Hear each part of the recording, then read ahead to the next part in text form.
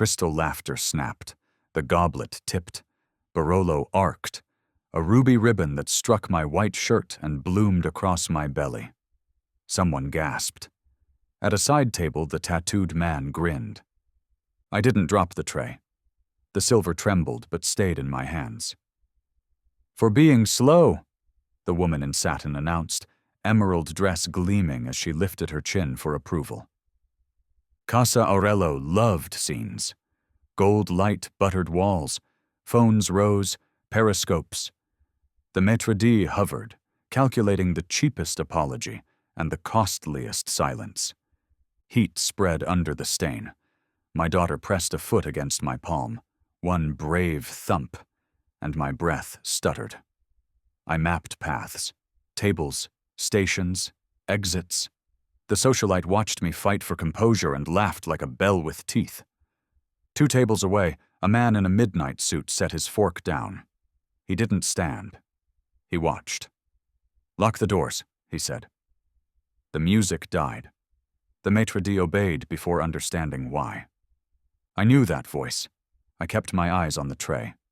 The help survives by pretending not to hear power when it calls itself something else. "Don't glare at her," the woman told her table. "She can go wipe off and try again." She tipped her flute toward me. "And hurry? We're thirsty." "I'm 7 months," I said, steady because the room had gone quiet. "Please don't." "Oh, sweetie," her smile sharpened. "If you can't carry plates, carry a child somewhere else." Ripples of amusement. A blonde in a tux snapped a photo. Mirrors threw back our reflections, a pageant pretending not to be a stage. "Doctor," the midnight suit said. "Now." A side door opened. A concierge physician appeared with a slim case. Gel, wand, sound. The Doppler found the sprint of a tiny heart. Gallop, gallop, gallop. The noise went through people like heat through glass. "Strong," the doctor said, "but you should sit." My knees considered it. Ingrid, server, ally, brought a chair. Her eyes asked questions she didn't voice. "Every check is covered," the man in the suit told the room. "Every tip tripled. If you feel moved to post anything, consider taste." He didn't look at emerald satin. "You 6 are finished here." Security found purpose. I looked at him. Lucian's face was winter and fire together. His gaze slid to the stain and softened into tenderness that lives in our kitchen at 3 a.m. "Clara," he murmured, neither question nor command. "Breathe." "I need the restroom." "Go with her," he told Ingrid. To the maître d', "Clear corridor. Anyone follows won't dine in this city again." We moved, Ingrid at my elbow, the doctor pacing us like a metronome, the room an aquarium of eyes. I felt emerald satin watching. In the mirror, the stain looked as warning written in wine. Cold water hissed. I set the tray on the counter, palms remembering triage from another life. Blot, breathe, check pulse. The baby kicked as if answering roll call. The hinge whispered. Ingrid's hand touched the lock. A foot scuffed tile outside. Instinct took over. I slid the tray to the floor and wedged it under the door. "Fire," I said, loud enough to become lever. "Smoke," Ingrid added. The wand hovered again. The tiny sprint steadied me. The handle dipped. Paused. Rose. Tape hisses when pulled. Syringes click when checked. I heard both. Time needed buying. "Lucian," I said into the air. The hallway answered, weights sliding 2 rooms away. The tray shivered, then surged back as the whole door lifted free, hands I couldn't see taking it off the hinges like a lid from a pot. 2 men stumbled with it, blinked at the sprinkling ceiling, and met the flat end of the doctor's case. Ingrid carved her keys across the tall one's cheek. The short one inhaled foam from ducts and folded. Lucian stepped through the mist. He didn't run. He was already here. He took in the door, the men, The gel on my stomach, the sound of our child's heart. Something old and absolute closed behind his eyes. Outside, he told them. Quiet. Knees on parquet. They looked up and finally understood who had been dining 2 tables away. They obeyed. The doctor dabbed my shirt with a towel, folded into hospital corners. Dry clothes, he said. No shocks today. He looked at Lucian, then at me. Sit 5 minutes. Breathe 5 more. Ingrid squeezed my fingers. I'll fetch a sweater, she whispered, and slipped out. When we were briefly alone, Lucian's voice changed. The steel slid away. Where does it hurt? Only pride, I said, almost true. And somewhere old, where I still try to be small. He knelt, heedless of water, pressed his forehead to my knuckles. Tonight, he said. No more small. Footsteps returned. The maitre d', pale, muttering about debts. A guard reported phones collected, posts unwritten. Somewhere in the dining room, Emerald Satin found an exit blocked and tried on a different smile. The baby turned under my palm, settling. I pictured our kitchen tile, a clean shirt. Can we leave? I asked. We will, Lucian said. After I decide who walks out upright. He offered his arm. I took it. Soap and roses scented the corridor. Sprinkler rain left a clean mineral in the air. At the threshold, he paused. Stand with me when I speak, he said. Here. In there. He tipped his chin toward the chandeliers. Let them hear the heartbeat and remember it next time they think a woman is a soft target. The wand hummed. I tucked the towel under my blouse and steadied myself. We stepped toward the light. Beyond the doors, the city had arranged its best manners over its worst instincts. It would learn what love does to math it thinks it understands. And I would learn how a stain could redraw a map that began long before tonight. Back through debts we didn't speak about, the work I left when sirens got too loud, and the man in the midnight suit who was never only a donor to the opera. If you're enjoying this story, don't forget to subscribe, like the video, and tell us in the comments where you're watching from. Your support helps us keep these stories alive, and trust me, the best part is yet to come. Now let's get back to it.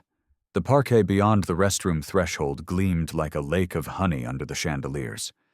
We had taken 3 steps toward it when the corridor changed temperature. Some pressure shift only the frightened can feel. Lucian's hand tightened on my arm, gentle but unyielding. He didn't look at me. He looked past me, toward the hinge we'd just crossed. Back, he said softly. We pivoted.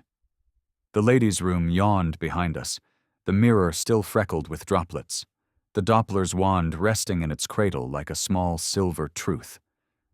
I'd wedged the tray under the door once already. I did it again, heel to the metal, a grunt escaping before I could make it elegant. Instinct picked the rest. Soap dispenser in my dominant hand, elbow raised, torso turned to keep my belly shielded. Ingrid, all freckles and fury, slid into the frame at my shoulder. 2, she whispered. Shadows at the bend. Tape unspooled out there, sticky, murderous. A syringe clicked as someone checked the plunger. My throat went cold. Fire! I shouted. The ceiling answered at once, the building's lungs turning to rain. Sprinklers burst to life, misting the corridor into a blur of weather and light. Water pattered over satin and linen and tile, and the sound rode my voice into every corner of Casa Aurelio. Someone in the dining room shrieked. Phones wobbled.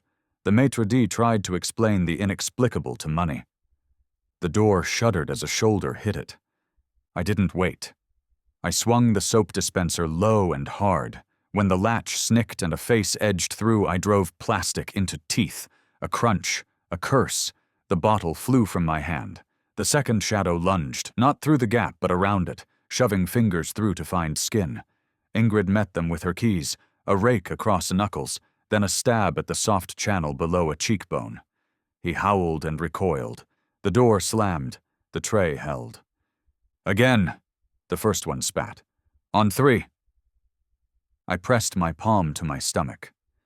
The baby flicked back. Present. Stubborn. "Stay with me," I told her. "1 more minute." On the other side of the corridor, men were moving. I didn't need to see them. I heard the quiet syncopation of steps that knew where they were going. Lucien had said, "Lock the doors," but I understood now that he meant more than exits. He could lock a room's fate. The door didn't open. It vanished. Hands slipped under the hinges and lifted it clean, the way a butcher lifts a lid from a steel tray. Cold air clapped my face. The 2 men stumbled forward with it, eyes winced shut against sprinklers, surprised to discover that they were already inside the trap they thought they were setting. Lucien stepped into the frame that used to be a doorway. He didn't raise a hand. He didn't need to. Behind him, 2 Drago men guided the would-be kidnappers onto their knees, the parquet gathering water and breath and the tiny, tinny insistence of life that still whispered from the Doppler speaker. "Hands flat," one guard said. They obeyed, palms spread like children performing innocence. The short one, thin scar on his ear, hair buzzed to impatience, had foam clinging to his lips from the duct spray.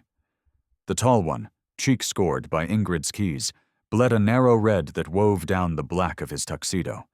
Tape dangled from his wrist like a confession. Lucien didn't look at them right away. He looked at me, at my face, the tremble I couldn't will away, the way I held the towel tucked beneath my blouse like a small flag. And then he looked at the doctor. The doctor nodded. The heartbeat chattered on, untroubled by the weather. "Phones," Lucien said. The guards obliged, patting pockets with professional indifference. 2 burners emerged, cheap casings, fresh batteries, each with a single contact saved under an innocuous name, G and S. A third phone, nicer, refused to be found until the short one flinched when a guard's knuckles brushed his waistband. That one came out reluctantly, face smeared with a vanity mirror's fingerprints. Lucien's thumb folded a towel like a priest preparing linen. "Passcodes." "Don't have—" Lucien didn't repeat himself. He looked up at the tall one the way Winter looks at a field. The tall one found religion fast. 4 digits. The screen surrendered. Ingrid leaned close, water dripping from her hairline. "What are we looking at?" "Roots," said one guard, already scrolling. "Photos. Pings." He tapped. There. The screen showed a map of Casa Aurello's service hallways, a red dot stuttering outside the ladies' room. Beside it, a pin shared from another phone marked Garage, North Stairwell. Texts blinked above it, brief and bloodless. S, soft spot in the washroom, 2-minute window. G, owner complicit, debt tallies with A. S, copy, tape first, then ride. "A," Ingrid repeated. "What's A?" The maître d' arrived, dripping and pale, wringing his hands with the sort of colonial remorse money teaches. "Signore Drago, the alarm—" Lucien tipped his chin. The guard with the nicer phone lifted it so the maître d' could read. The man's mouth moved without sound. When he found it, it came out as a wheeze. "Please, I had no choice." Lucien considered the phrase like a foreign coin. "You owe who?" The maître d' stared at the pinned word again. He swallowed. "Alessi." The name hit the corridor like a temperature drop. Even the water seemed to hesitate in its fall. "Ledger," Lucien said. The maître d' blinked. "I don't—" "The one you keep under the espresso grinder," Ingrid said, voice bright with contempt. "Where you tally favors against delivery schedules." His shoulders slumped. "I will fetch it." "You'll stand still," Lucien said without raising his voice. He gestured. One of his men moved, lean and wordless, gone and then back with a thin black book tucked beneath his arm, the kind of nothing most places learned to hide in better years. Lucian flipped it open midway and read without appearing to. Numbers nested in numbers. Wine allocation to table 18, comped. Private room fee forgiven. 7,000 to Alessi's man for insulation of... The line trailed into a code I recognized only by tone, the bureaucratic poetry of wrongdoing. I watched his face change. There are two kinds of eyes. I had learned both since I married him. When Lucien looked at me in the kitchen, he could wash a room in warmth only we spoke. When he looked at a problem he intended to end, the heat left with intention. The corridor felt the shift before I named it. Husband slid into sovereign. The part of me that wanted to be small stepped forward anyway. Lucian, I said. He lifted his gaze. He heard something in my voice that wasn't fear. Clara? I'm fine, I said. It was partly true. And so is she. He nodded once. That nod had currency. It relaxed shoulders that weren't mine. Then he stood, a decision unfolding. From elsewhere in the restaurant, the chandeliers hummed like captive suns. The doctor packed his wand. Guests murmured behind cupped hands. Emerald satin, hem darkening with sprinkler rain, tried to project innocence, and found the room uninterested. Bring them, Lucian told his men, indicating the kneeling attackers. Not through the main room, service hall. Let their shoes remember the grease. As the corridor emptied of everything but weather, he shifted, just enough, and the world tilted around the pivot. He could have ordered pain. Instead, his voice paired options. You will each write a number on a piece of paper, he told them. The number will be the amount you were promised. If the number is honest, you will leave here with your teeth. If it is not, the next dentist you meet will be the kind that works without light. Neither man argued. Pen scratched wet paper. The tall one wrote 6,000. The short one wrote 4.5. Lucien didn't look. He handed the papers to Ingrid. Photograph those beside their faces, he said. Send to Marco. A ringtone trilled from one of the burners, brazen despite the water. A single letter lit the screen again. A. Lucian let it buzz until it died, then held the phone like an insect he meant to study later. Call me from yours, he told a guard. Show him the ceiling. Make him listen to the rain. He didn't shout. Still, the corridor kept pretending not to echo him. I wiped my shirt one last time, the stain now a map of where the night had tried to go.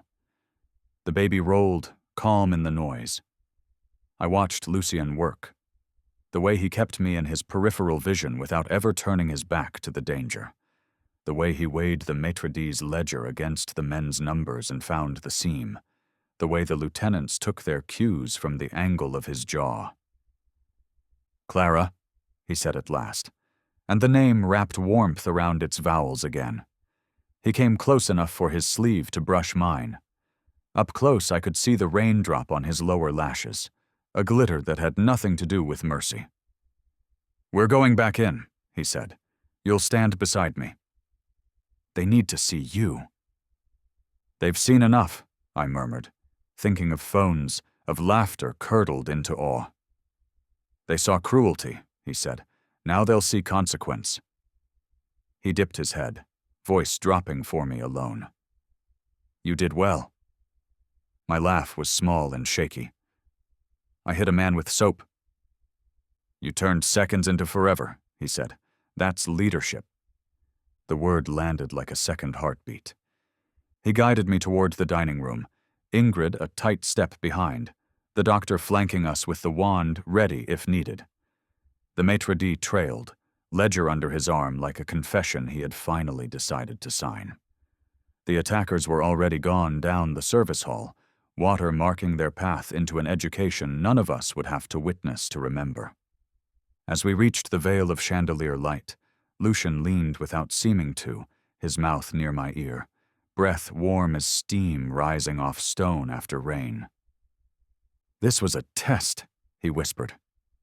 I felt a chill that had nothing to do with sprinklers. "Who's testing?" "Someone who mistakes love for weakness," he said, and the room beyond our threshold held its breath to see how wrong that someone would turn out to be. Before we continue, take a moment to subscribe and like this video. It helps more people discover stories like this one. And tell us in the comments where you're watching from. Now take a deep breath, because what happens next will change everything. The night smelled of wet marble and diesel. We left Casa Aurelio by the service alley, me under Lucian's arm, Ingrid carrying the ledger wrapped in a towel. Behind us, the chandeliers flickered through steam, as if the restaurant itself were breathing out its guilt. In the car, no one spoke. Wipers hissed once, twice, then stopped. Lucian's driver took the corners like he'd memorized the city's veins. The doctor had stayed behind to oversee the cleanup. Ingrid pressed my hand, then slipped out at the next red light with a whisper. "Call me when you're home." Lucian's townhouse sat behind ironwork vines and the illusion of quiet. Inside, everything smelled of cedar and ink. The office was a half-lit command post, screens pulsing, phones stacked, a tumbler sweating amber. He guided me to the leather sofa. "You shouldn't have to see this part," he said. I already did. My voice surprised me.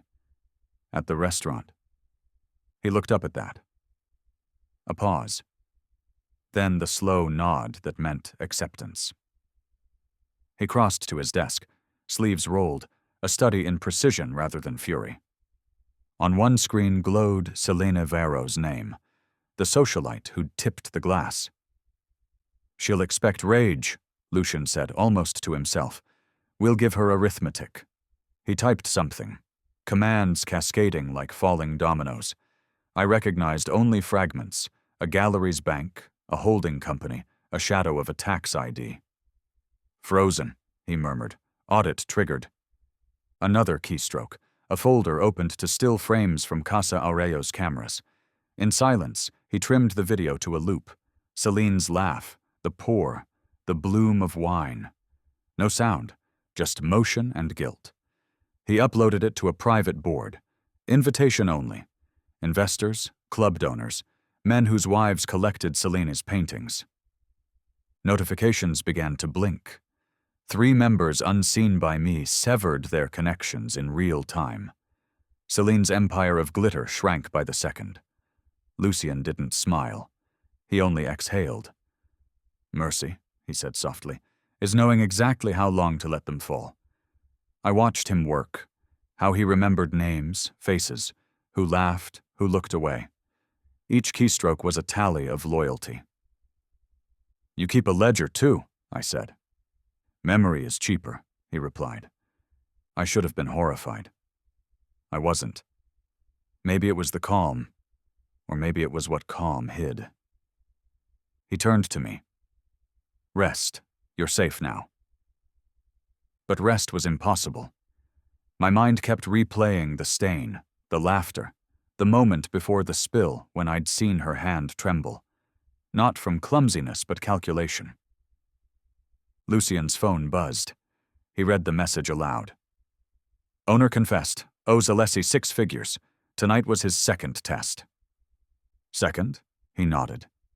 "The first failed quietly. A waiter disappeared last month. They wanted to see if I'd notice. I did." The word Alessi carried weight, even in the air-conditioned room. Don Alessi, Lucian's oldest ally, or so I'd believed. My stomach knotted. Why would he? To measure what love costs me. Lucian poured a splash of whiskey, didn't drink it. They think affection is a wound. I intend to make it armor. He went back to the desk, voice steady, phone between shoulder and ear. "Transfer her accounts to review. Cancel all pending shipments from the Aurelio supplier. Yes, all of them. Pause. No noise."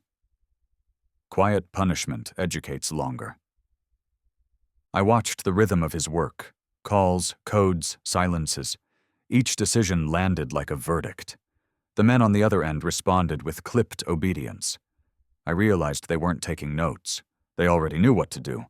The room hummed with industry. And still my thoughts drifted backward, to flashing ambulance lights, to my first real scream years ago on a roadside when I'd knelt beside a stranger's wrecked car. I'd been an EMT then, before the pregnancy, before Lucian. Saving people was simple. Stop the bleeding, keep the airway clear. In that world, everything you fought was visible. But 7 months into carrying our daughter, the sirens had stopped making sense. I couldn't keep riding those calls. Too many stairs, too much adrenaline. So I traded the uniform for Casa Aurelio's bow tie, thinking I'd found quiet. A temporary job until she was born. Now I understood. Danger doesn't vanish when you change your clothes. It only changes the address it sends to. Lucien hung up and sat beside me. His hand brushed mine, the touch paradoxically gentle for someone orchestrating ruin. You still thinking about the spill? About why I was there at all, I said. How something ordinary became a warning. He considered that. They thought you were an entry point. They forgot you had teeth. The word made me smile in spite of everything. Soap and panic aren't exactly weapons. They are, he said. In the right hands. He opened the ledger Ingrid had rescued and flipped to the last page. The handwriting was nervous, slanted. Beside Alessi's initials, another name appeared in faint pencil. Varro. Credit arrangement pending. He tapped it. Debt, motive, leverage. Everything connects. So Celine was a pawn. But pawns reveal the player. He closed the book carefully, as if it might still bleed. Then he reached for another phone, sleeker, encrypted, and spoke in the tone that meant business, not blood. Yes, revoke her gallery permit. The audit will justify itself. Post the footage privately. I want her canceled, not caged. I blinked. You're letting her walk? Letting her crawl. The city will feed on her shame. That's longer than any beating. For a long minute, the only sound was rain ticking against the windows and the whisper of hard drives. He stared at one of the monitors, tracking something unseen. I wondered what it looked like inside his mind. Probably a chessboard made of ledgers and hearts. I used to think mercy meant forgiveness, I said. He half smiled. It means remembering the lesson and the pain together. The silence that followed wasn't awkward. It was heavy with shared exhaustion. He gestured toward the bedroom beyond the office. Go. Sleep. I want to stay, I said. If I'm part of this world now, I should understand it. That drew his full attention. Part of it? I'm carrying its future. Something like pride softened the hard line of his mouth. Then watch. He reopened the footage. This time it wasn't the public clip, but a raw camera feed, angled low, static humming. The restroom corridor. 2 shadows appearing. The first frame of the ambush. My pulse tripped. Why are you showing me this? Because you should see how far they planned. He zoomed in. The taller man whispered to the other before the push. The audio was faint, distorted, but the words crawled through the static all the same. Alessi wants the soft spot. Lucien froze the frame. Soft spot. It wasn't just me. It was everything he'd built that had a heartbeat. He looked at me, the ice and fire returned. Now we know whose hand moved the glass. Outside, thunder rolled over the city, as if the night itself had come to collect what mercy had spared. Snow never settled in this city, but the winter courtyard pretended otherwise. Its marble floors were veined with white quartz like frozen rivers, and orchids spilled from mirrored walls in cascades of pale petals. Even the air seemed perfumed with control. Lucian hated the place. He said it was a stage disguised as diplomacy. Tonight, Alessi had summoned him here under the pretext of mediation. 5 dons were expected. "A quorum?" Lucian had said with a dry smile. "When all they want is a trial?" From the townhouse window earlier, I'd watched him on the phone, unflinching, cold, all surgeon and no husband. But when he looked at me, his edges softened, if only by a fraction. "You shouldn't come," he said. "If they're testing your softness," I replied, "they should meet what you've made." That earned silence, then a small, reluctant nod. Now, the drive there was a pulse of headlights and rain. Ingrid sat opposite me, her braid tight, her eyes sharper than any weapon we carried. Between us lay a thin folder, blueprints of the winter courtyard, marked with red circles and handwritten notes. "Entrance through Orchid Hall," she said. 3 guards visible, 2 not. Exits are mirrored to confuse outsiders. You'll have eyes on you the second you walk in.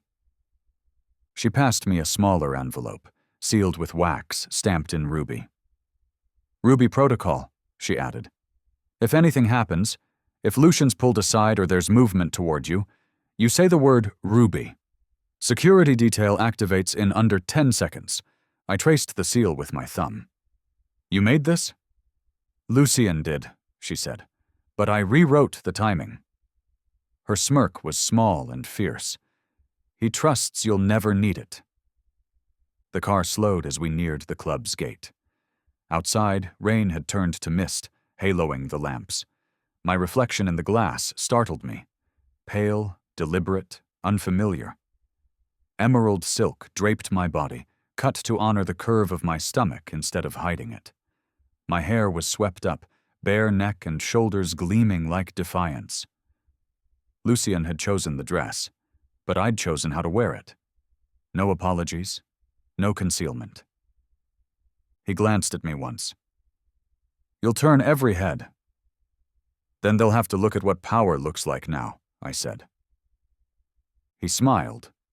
Not fondly, but like a general seeing his plan align. Inside the winter courtyard, the hush was its own language. Velvet curtains muted footsteps, and candles burned behind crystal partitions, casting gold over the mirrored walls. The men already seated at the round table looked like the city itself, aged, jeweled, and armed in patience. Alessi sat in the center, his smile an act of theater, not warmth. "Lucian," he greeted, "I'm grateful you came." "We all are." Lucian inclined his head, every movement economical. "Gratitude isn't your language, Alessi." "What is this really?" "A peace summit," Alessi said. "We cannot afford division.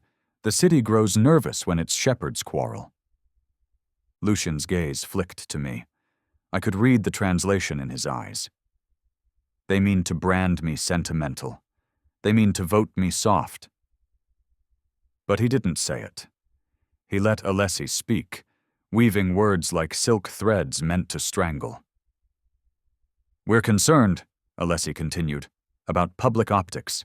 Incidents like Casa Aurello, they suggest emotional decisions. A don must be decisive, not, personal." Lucian's smile was sharp enough to draw blood. "You mistake protection for sentiment." "And yet," another don interjected, "you brought your wife here." Every gaze turned toward me, assessing. I met them all. "She's not here as ornament," Lucian said. "She's here as reason." Their faces betrayed nothing, but their silence thickened. From my seat, I placed the folded napkin over my lap, fingers steady. "Reason keeps you alive longer than fear does," I said quietly. "And what you call emotion is the reason you still have a city that runs instead of burns." One of the dons chuckled, soft and surprised. Bold words for a woman expecting. I looked at him. "Then consider this child your insurance policy, because as long as she's safe, This empire stays civilized. The quiet that followed was the sound of men reassessing the math. Lucian leaned back, approving, his hand brushing mine under the table. Barely a touch, but enough to say, "You see it now, don't you?" Later, in the antechamber, while drinks were refreshed and false laughter filled the gap, Lucian led me aside. The air smelled of cigar smoke and orchids, that sick blend of opulence and deceit. "Was I too direct?" I asked. "You were perfect," he said, "but perfect gets noticed." Ingrid appeared then, her posture casual but her eyes alert. "Owner of Casa Aurello signed over everything tonight," she murmured to Lucian. "Debt cleared, papers notarized." "He's on our side now." Lucian nodded. "Good. Keep him close. He'll be useful when the audits start." She handed him a small, encrypted drive. Ledgers, security feeds, staff lists, all archived, just in case.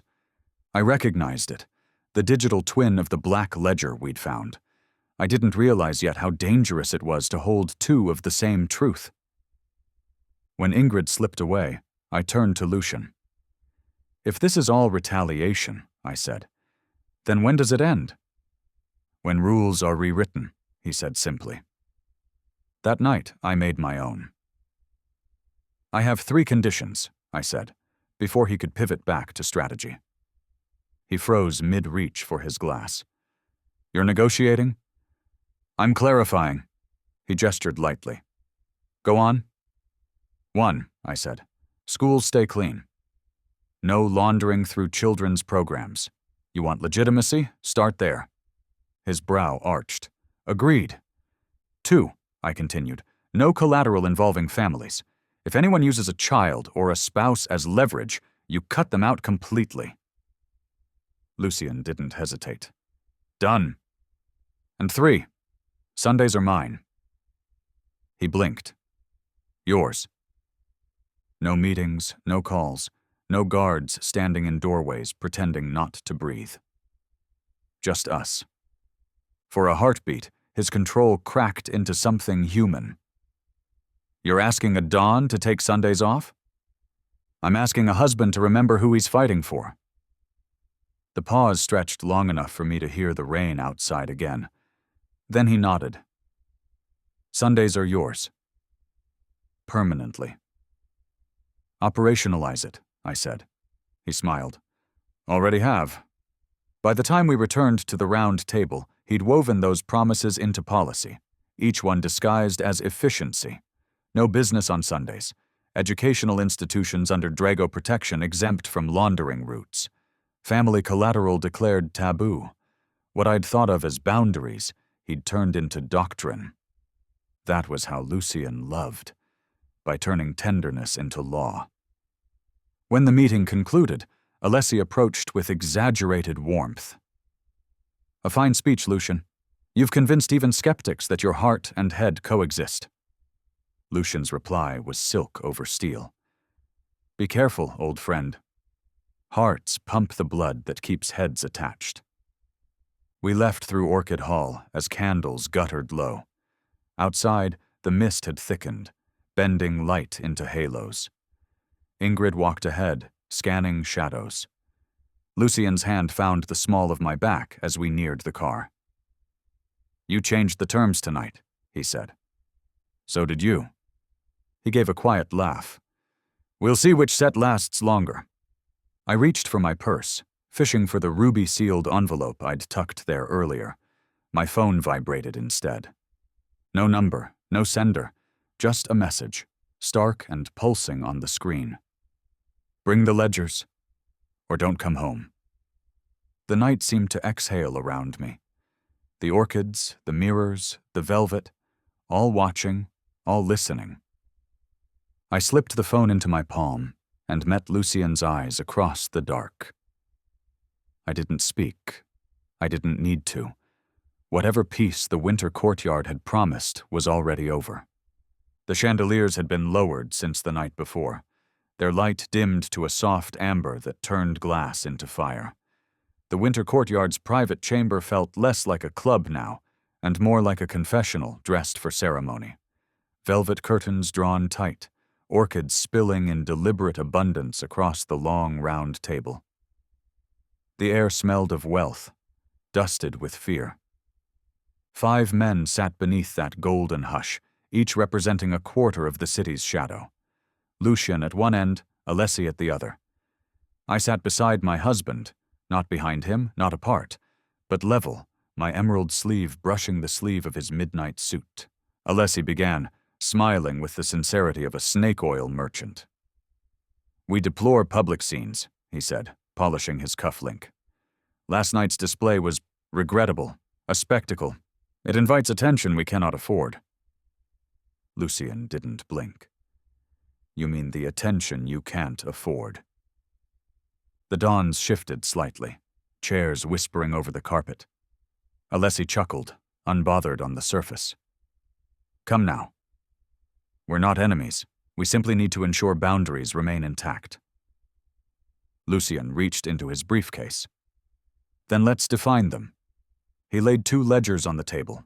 One, bound in ivory leather, gleamed new, its pages lined with clean figures, donations to schools, port taxes, endowments for public hospitals.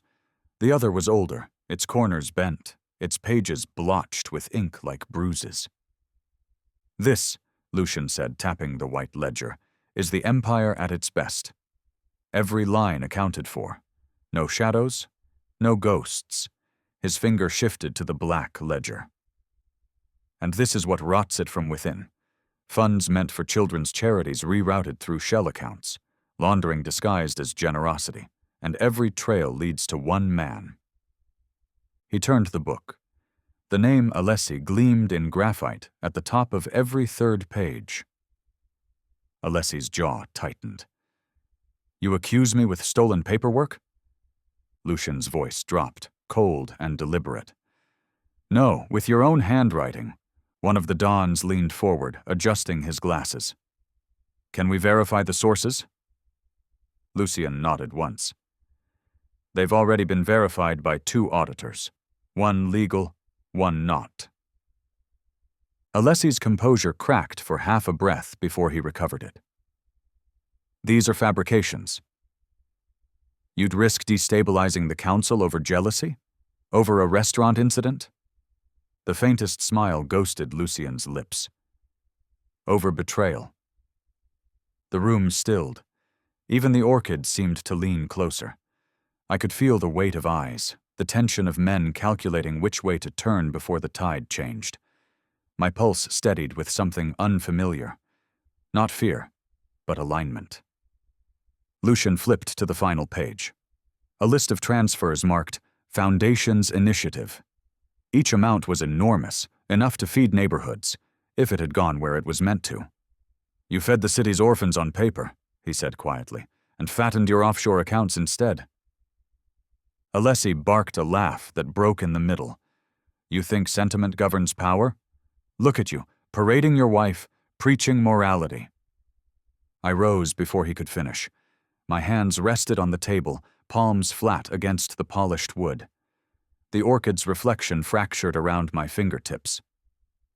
"No one uses a child as a chip," I said, voice even, measured. "Not for business, not for leverage, not for sport. You break that rule, you lose the right to sit at this table." The oldest Don, gray hair slicked back, rings heavy as authority, nodded once. Seconded. That was all it took. The words settled like a gavel's strike. Lucian leaned back, studying Alessi through half-lidded calm. "You asked for mediation. Here it is." One by one, the Dons lifted their hands.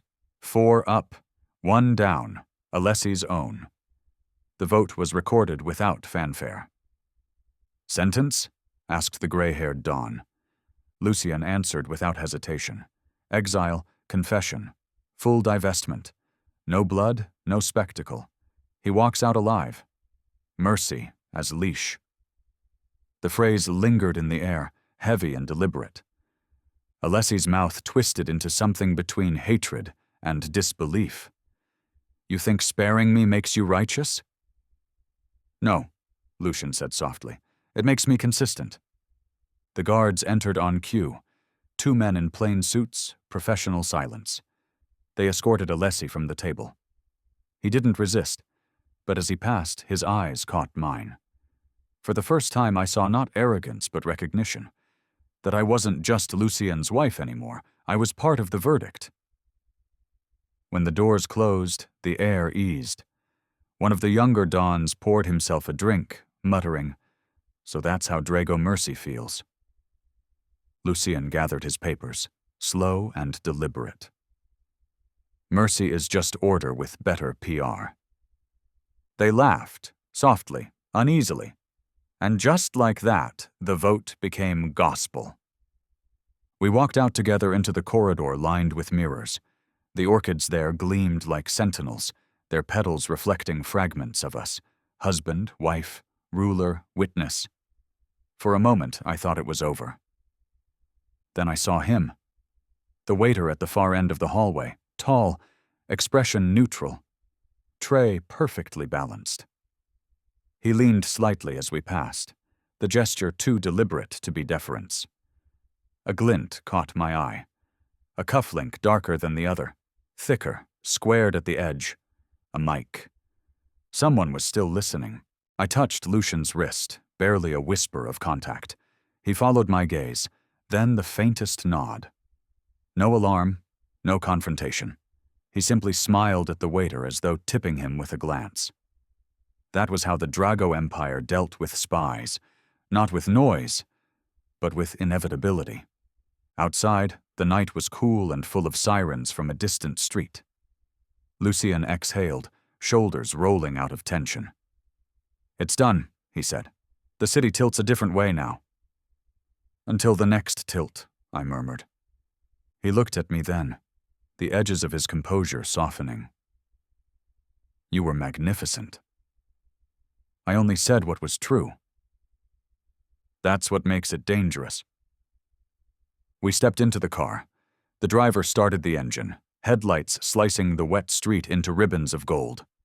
I leaned back, exhaustion creeping under the adrenaline. For a few breaths, there was only the rhythm of tires on asphalt. Then Lucien's phone vibrated against the console. He glanced down. The screen glowed pale blue. I watched the shift in his expression. Neutral to sharp, like a blade remembering itself.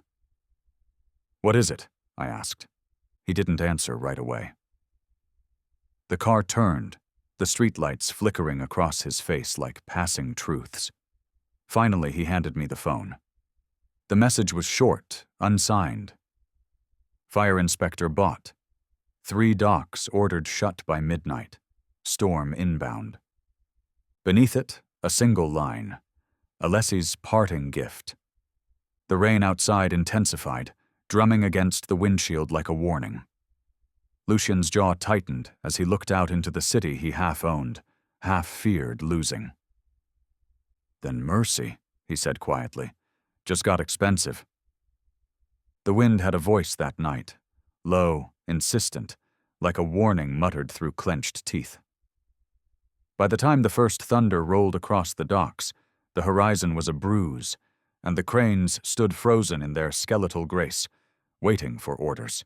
Lucian was in the control room above Dock 9, coat still buttoned, phone in one hand, coffee in the other. His men moved around him like precise machinery, checking cargo manifests, watching the weather alerts crawl across screens. The rain had started early, and the barometers promised worse. "Inspector's orders," the ops chief said, holding up a printed notice. 3 docks shut effective midnight. Safety audit. Lucian took the paper, eyes scanning the signature. His silence was colder than the storm outside. "Alessi's doing," he said finally. "He can't shoot, so he floods." Before anyone could reply, my phone buzzed in my coat pocket. Unknown number. I stepped aside and answered. The voice on the other end trembled but didn't hesitate. "Mrs. Drago? Please, you don't know me, but my husband works for the fire authority. He's the one they bribed." My pulse quickened. Bribed to do what? To keep the docks closed after the sirens go off. 3 of them. He didn't know it was about you. He told me to warn you. They want chaos. He said it was Alessi's last card. The line crackled, then cut. I turned to Lucian. He was watching me, already knowing the call wasn't ordinary. Who? He asked. The inspector's wife. She says Alessi paid to shut the docks during the storm. 3 of them. It's not a safety order. It's sabotage. Lucian's jaw flexed. Which docks? I pointed at the map on the central screen. 9, 10, 12. The ops chief cursed under his breath. That's half our active shipments tonight. The rain slammed harder against the glass. Lightning flickered like a camera flash over the water. I could feel every second thickening, waiting for someone to command. Lucian opened his mouth, but before he could speak, I said it. Evacuate the block. The room went still. He looked at me, unreadable. Clara. Now, clear every crane, pull the barges off their moorings, and deadhead anything in shallow water before the surge hits. I pointed to the monitors, adrenaline steadying my voice. If those docks are sealed and the storm lifts the containers, you'll lose more than shipments. You'll lose the whole line. Lucian's men looked to him. He didn't argue. He nodded once. Do it. Radios crackled to life. Dock 9, confirm evacuation. Dock 10 cranes moving. Barges at 12 cutting lines. Outside, the waterfront shifted into motion. Forklifts rolled backward, alarms beeping in the downpour. Men shouted over the wind as the cranes began their slow retreat from the piers. One by one, the warning lights blinked red. Lucian turned toward me. You realize what you just did? Yes. You overrode my entire operations wing. Then fire me after the storm, I said. For the first time that night, he smiled. Not a chance. The sirens wailed a few minutes later, high and mechanical, echoing over the water. The rain came sideways now, slicing through the air like steel wire. We watched through the glass as the first wave broke over Dock 9. A shipping crate lifted, floated, and then slammed back down, splitting open with a sound like thunder made of wood. "Cranes clear," came the voice over the radio. "Barges secure." Dock workers accounted for. Lightning flared, the river boiled under the storm. But the docks, empty, silent, held. The flood rolled through without finding prey. By 1 a.m., the wind began to drop. The monitors showed the aftermath, a maze of soaked asphalt, overturned pallets, and crates bobbing harmlessly against the barriers. But the real damage wasn't ours. Lucian's comms officer turned from his screen, grinning despite himself. "Sir, Alessi's convoy never left port. Customs locked it down. Paperwork irregularities. And the weather wrecked what didn't sink." Lucian leaned back in his chair. He tried to drown us and flooded himself. I stood beside him, drenched in the glow of a dozen monitors showing ruin we didn't own. "Was that luck?" I asked quietly. "No," he said. "That was you." He took out his phone and dialed a number from memory. The line connected instantly. "Strip him," he said simply, and ended the call. No threats, no elaboration, just the sentence. Within minutes, news began to trickle back. Accounts frozen, contracts revoked, investors pulling away like the tide retreating from a poisoned shore. Don Alessi, once the city's silver wolf, was officially a ghost. Lucian exhaled, long and slow. "And that," he said, "is how mercy collects its debt." The room filled with the hum of idle machines, the sound of the storm ebbing outside. For the first time, I saw something new in the way the men looked at me. Not pity, not curiosity, but deference. One of them whispered as if afraid to disturb the quiet. "The boss's wife saved the docks." Lucian didn't correct him. He crossed the room to where I stood, brushing the wet hair from my temple. You issued your first order tonight. And you didn't stop me. I told you once love would be armor, he said. Now it's command. We watched the last of the lightning fade behind the cranes. The city was bruised but alive, the docks dark and glistening like wet stone. I thought of the inspector's wife, her voice shaking but brave enough to dial. We owe her, I said. Lucian nodded. Already handled. He reached for his coat, but his phone vibrated again, an alert from a secure line. He frowned and handed it to me. The screen displayed the decrypted summary from Alessi's seized messages. The last entry wasn't a transaction, but a note, brief, clinical. Varro, still in play. Celine Varro, the woman who'd poured the wine, the humiliation that had started everything. My heart sank, not from fear but from recognition. She wasn't just a pawn, I murmured. Lucian's voice was low, almost reverent. No, she was the hand that moved first. The storm outside quieted to drizzle.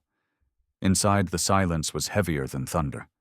Whatever war Alessi had begun, Selena Varro had just inherited it, and she was still on the board. Morning came quietly over the Drago residence, a soft haze filtering through the glass walls and turning the orchids on the terrace into pale ghosts of color. Someone had sent more of them, hundreds in fact, white, delicate, almost funereal.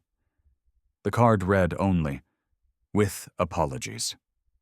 No name, but we both knew whose gesture it was. Celine Varro's voice filled the television instead, crying.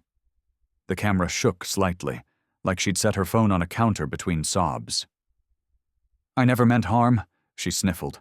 I was misled.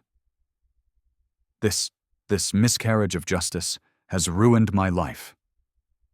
Her eyeliner had run in perfect symmetry, as if applied by a stylist who understood the performance of regret. Comments scrolled beneath the live feed. Poor Celine, they're monsters. She didn't deserve this. I stood in my robe, coffee cooling in my hands, and watched her tremble beneath studio lights. She's good, I said finally. Almost convincing? Ingrid, still half asleep in her jeans and a loose sweater, handed me her phone. On the screen, frozen mid-frame, Celine was laughing, wine glass raised, the stain blooming across my shirt. Don't forget this, Ingrid said quietly. Or the tape. Or the syringe they brought to the bathroom. I stared at the image. The world might have seen a repentant woman on live stream, but I saw the smirk that had started it all. No, I said. I won't forget. Lucian appeared in the doorway, shirt sleeves rolled, barefoot, his hair slightly mussed.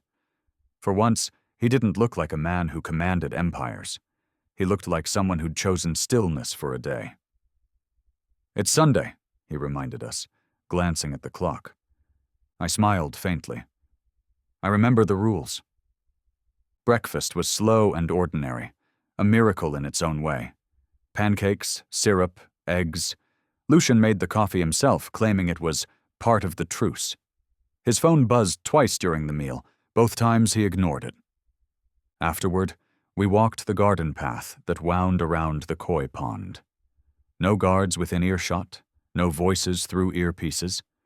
Just us and the rhythm of shoes against wet stone. This is what peace looks like, he said. Until someone calls, I teased. They won't. Not today. But as we reached the archway of roses, his phone vibrated again. Urgent tone, the kind reserved for things that could alter maps. He stopped, looked at the screen, then slid it back into his pocket without answering. You're not taking it? I asked. He shook his head. Not on your day. I didn't press him, though the question lingered in the silence that followed. At what cost? Later, back inside, I stood at the window overlooking the city, still streaked from last night's rain. The guilt I'd been holding finally surfaced, not sharp, but steady. "Lucien," I said softly, "I know what this life costs, and I'm part of it now." He turned from the desk, brow raised. "It's complicity," I said, "not innocence." He crossed the room, stopping close enough for me to feel his breath. "It's partnership," he corrected. "But if you need to call it something else, I'll still take it." "I just want conditions," I said. "Lines we don't cross." He smiled, faint and approving. "You already drew them. Schools, Sundays, children." And later that afternoon, he made those words law. In a single call that rippled across every wing of his organization, Lucien codified what he called the creed. It wasn't poetic, it was surgical. Sundays, no calls, no meetings, no wars.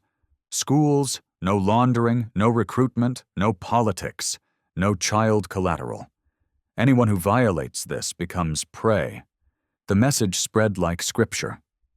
Crews repeated it, lieutenants engraved it into their routines, and for the first time since the Empire's birth, morality became operational. It should have comforted me. Instead, I felt the faint sting of the crown I'd accepted, the one made of promises and sharp edges. By late afternoon, the sun began to bleed out behind the hills. I was in the study when Ingrid burst in, holding her tablet. "You need to see this." Celine's voice again, this time not live, but looping from a dozen gossip accounts. A photo had surfaced, grainy, candlelit, damning. Me and the maitre d' from Casa Aurelio, Diego, kind, forgettable, caught mid-conversation near the bar. His hand rested lightly on my shoulder as I turned, laughing. The caption, "Pregnant Waitress's Secret Affair." Was the Mafia queen a mistress before she was a wife? My stomach dropped. "Where did this come from?" "Anonymous tip," Ingrid said. "Timestamp from the night of the incident. Alessi's people are gone. This reeks of Selene." Lucien entered moments later, summoned by the shift in air. He looked at the screen once, eyes narrowing. "When?" 30 minutes ago, Ingrid said. "Already trending on 3 networks." Lucien's lieutenants began to call almost immediately. Voices hard, protective, angry. One suggested dragging Diego in for questions. Another proposed silencing every gossip outlet that carried the image. Lucien didn't answer. He looked at me. "This is meant to divide us," I said quietly. "It won't," he replied. Ingrid's phone rang again. Another update.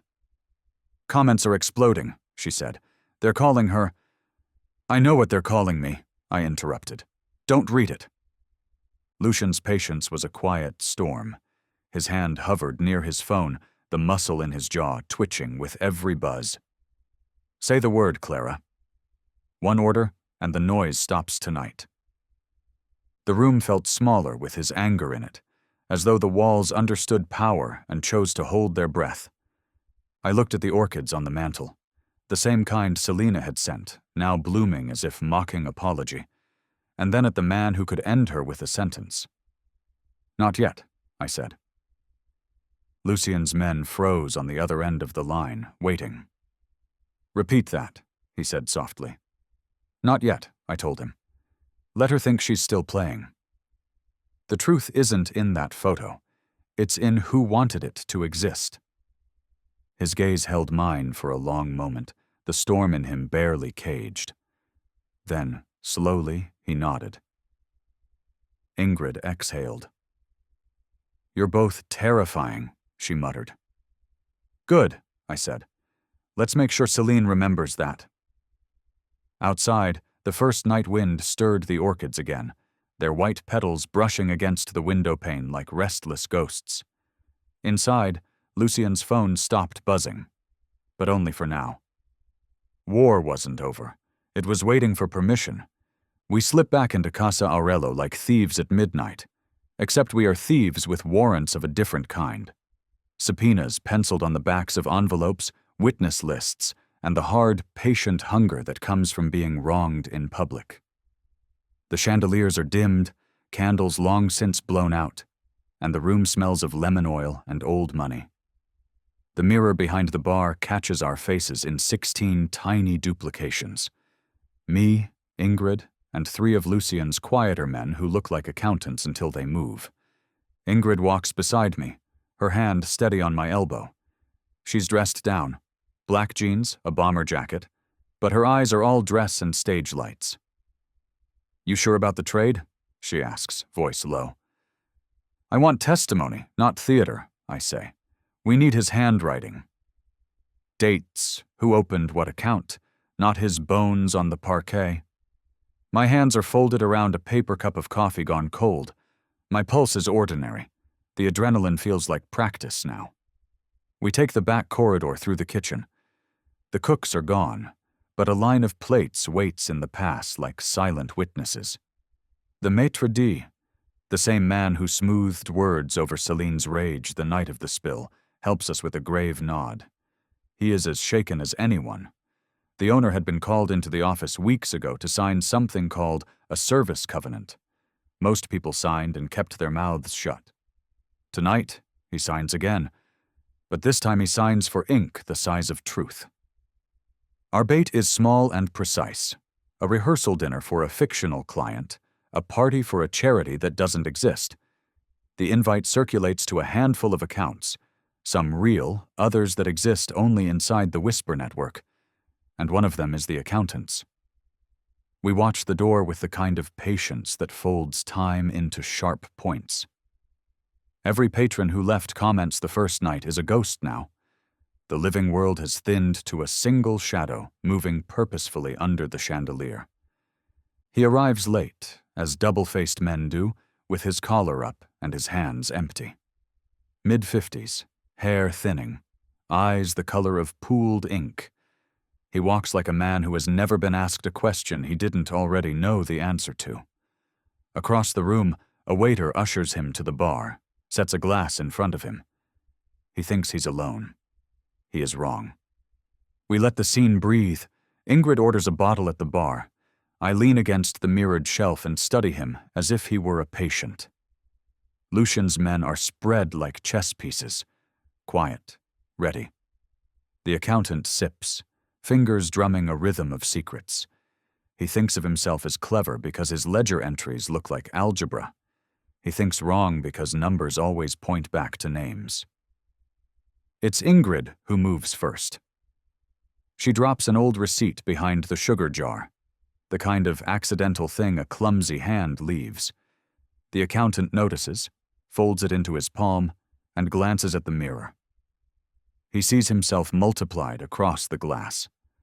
One of Lucien's men, a thin one with the smile of a man who has read too many rules, drops a napkin atop another table. The bait snaps. He goes to the back to smoke, the way men go to confess when they aren't sure who will listen. I follow, pretending to fumble with a belt. The service corridor is narrow, tiles cool underfoot. He leans by the dumpster, as if he's only there for the smell of the city. I stand under the emergency light and let the silence do the work. "You're late," I say. He starts and tries to compose himself. "You shouldn't be here," he says, voice small in his own mouth.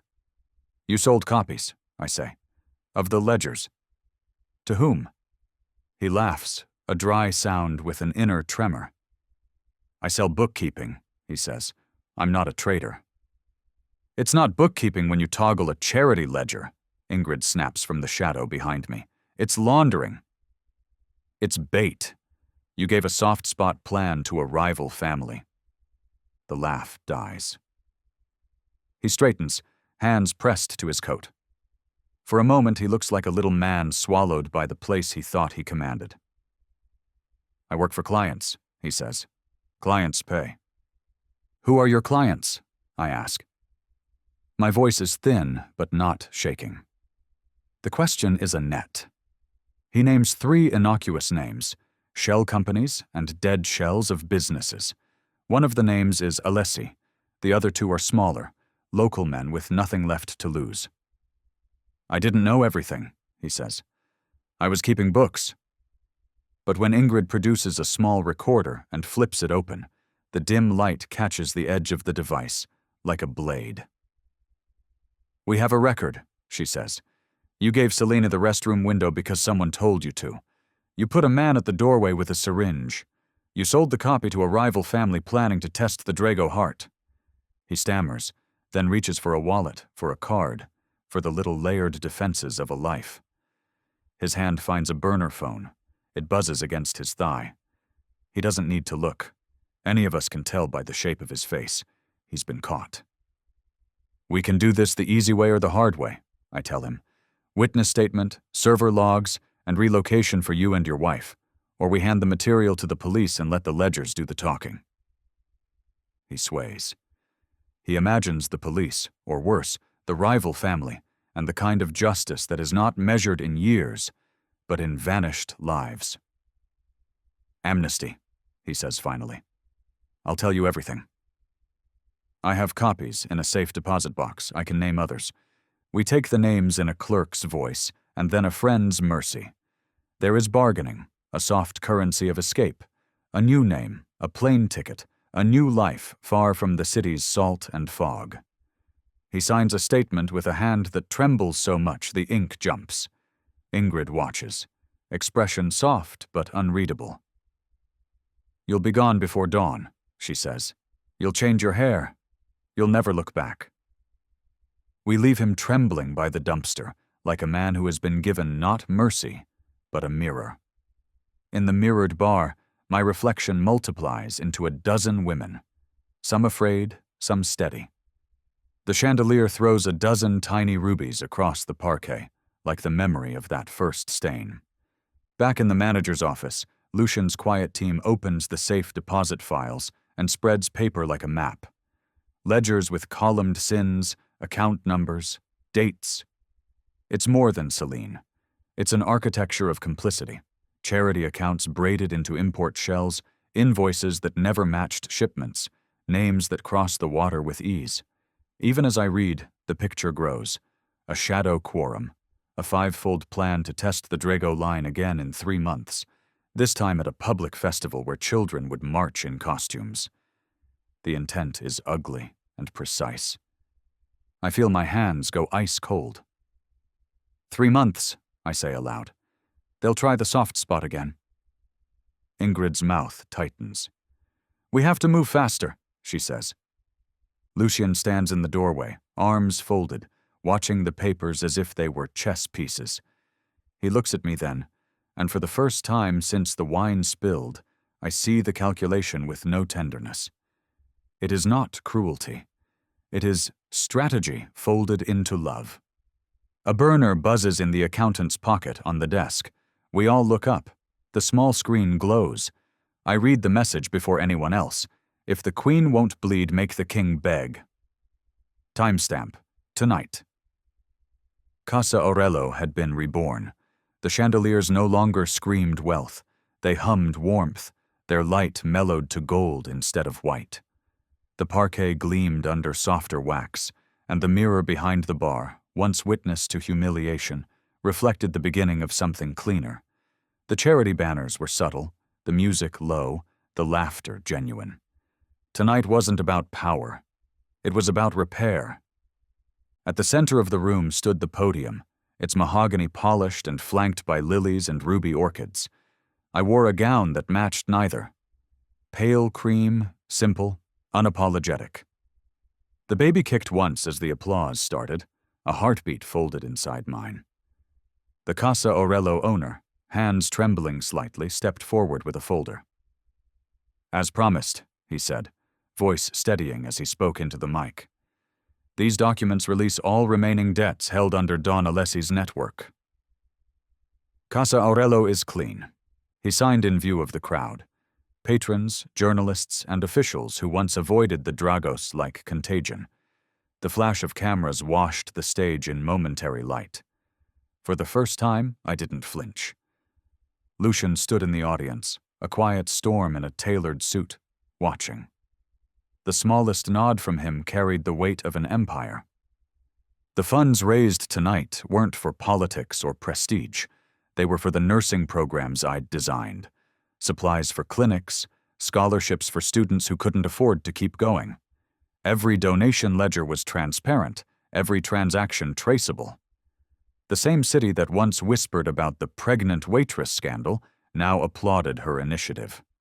Mercy, I thought, had teeth. But it could also heal. Ingrid joined me near the side of the stage. "Celine is gone," she murmured. "Passport pinged outbound this morning. Private flight to Zurich. No forwarding address." I nodded. "Good. Let her carry her ghosts." She didn't apologize. "She did," I said softly. "With fear. That's enough." The night unfolded like a truce. Guests sipped champagne under the dimmed chandeliers, their laughter a little too careful, their glances a little too reverent. I could feel the shift. The new order Lucian and I had built wasn't just feared, it was beginning to be respected. But peace, I had learned, was never unguarded. It began with a smell. Faint, metallic, wrong. Smoke threading its way through the laughter. A shout from the service hall followed, sharp and panicked. "Fire!" Gasps rippled through the crowd. The music faltered. I caught Lucien's eye across the room. He didn't move. Neither did I. 2 guards flanked me as I walked calmly toward the hallway. The air grew thicker, the smoke curling in gray ribbons from beneath a storage door. But the alarms hadn't triggered, because I'd already rigged them. "Stand by," I told the guards. One reached for the handle. I shook my head. "No need." With a tap on my phone, the alarms blared, shrill, absolute. The smoke detectors flashed red as uniformed officers burst through the side entrance, badges glinting under the chandeliers. They swept through the service hall, finding the canisters where I knew they'd be. Stage smoke, wired to timers, not accelerants. The crowd was ushered outside safely, murmuring confusion and awe. The officers found the evidence before the fire could turn to panic. The pin was pulled clean. Proof, not chaos. When I stepped back into the dining room, Lucien was waiting at the podium, the faintest smile curving his lips. "You laid the trap," he said. "And they took it," I replied. "Now the law has its proof." He glanced toward the window where blue lights flashed against the glass like distant lightning. "You could have told me." "I needed you to react like you didn't know," I said. "Authenticity sells better than strategy." He laughed quietly, the kind that carried pride under restraint. Then, in front of the guests now filtering back in, he took a small box from his pocket. The ring inside wasn't delicate. It was a ruby. Deep, deliberate, framed in plain gold. "Not to own you," he said, voice low enough for only me to hear, "but to remind them. You're not porcelain, you're policy." He slipped it onto my finger, and the applause came slow, unsure, then swelled like a wave. I turned to the microphone. My hand rested lightly on my stomach. "Tonight," I began, "Casa Aurelio serves not power, but purpose. We built these walls with stone and silence. Tonight we trade both for something stronger. Rules." The room hushed. "Our creed is simple," I said, voice steady. "Sundays are family. Schools are sovereign. Children are never currency, and wine." I let my gaze drift toward the mirrored bar where everything began. "Belongs in glasses, not on bellies." There was a pause, the kind that stretched between worlds. Then the applause came again. Louder this time, warmer. Reporters scribbled notes, donors clinked glasses. But I barely heard them. My eyes were fixed on the mirror, where my reflection looked back. Same face, same eyes, but changed. Not a victim polished into a queen. A partner who had chosen her terms. Lucien stepped up beside me, his hand finding mine. His reflection joined mine in the mirror, a dual silhouette framed by orchids glowing faintly outside the window, pale against the night. A reporter pushed through the crowd. "Mr. Drago," she called, recorder lifted. "One question. Has love made you weak?" The room stilled again, the question hanging like glass in the air. Lucian's smile was small, almost kind. "No," he said. "It gave me something I will end you for." The reporter blinked, unsure whether it was threat or poetry. The cameras caught the words anyway. And as the lights dimmed, the chandeliers reflected their final constellation across the floor, the faint shape of a ruby bloom long cleaned away. Not a stain anymore. A law. If this story has your attention, hit that subscribe button and let us know where in the world you're watching from. Every story we tell connects the past to the present, and we'd love to have you with us for the next one.